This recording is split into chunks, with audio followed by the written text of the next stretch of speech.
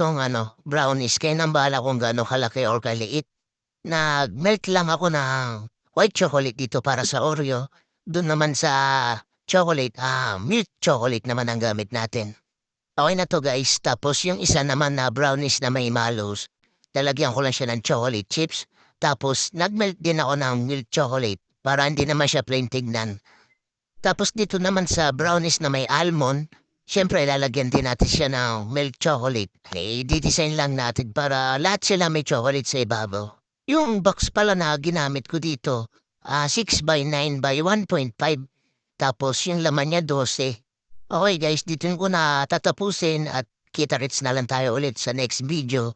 Ingat kayo palagi. Maraming salamat sa pagsuporta nyo. Bye-bye!